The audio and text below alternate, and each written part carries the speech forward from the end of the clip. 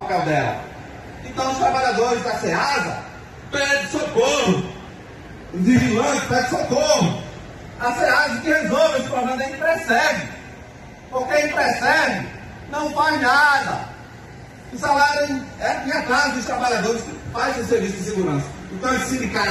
Na qual presta serviço a SEASA, onde os trabalhadores vigilantes têm seus salários em atraso de janeiro e alguns de dezembro.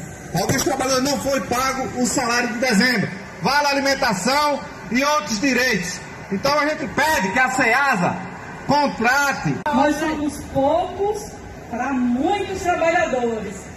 Mas garanto a vocês que esse pouco luta com garra, luta com coragem e honra cada voto a qual foi lhe confiado, certo? Então estamos aqui sim, solidários a vocês, porque nós sabemos, né? Nós somos vigilantes também, e nós sabemos que vocês saem de casa muito cedo arriscando suas vidas, tá? Muito cedo, ainda escuro, se preparando para vir para o seu posto de serviço, prestar um serviço de excelência. Companheiro, aqui no posto de serviço é prestar o seu serviço de excelência e também receber o seu salário, porque os companheiros têm compromisso, né? Que a empresa tem compromisso de prestar o serviço aqui à SEASA, eles têm compromisso com sua...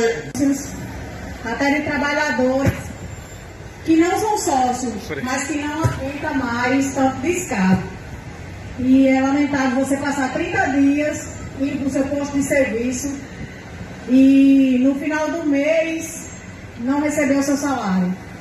É lamentável essa situação. Trabalhador vigilante, lutando pela valorização e o reconhecimento desse profissional que está aqui, prestando serviço de excelência para a SEASA, mas o que espera do órgão é que a SEASA, também a SEASA é responsável por essa irregularidade, pois a SEASA tem total autonomia de brecar essas irregularidades.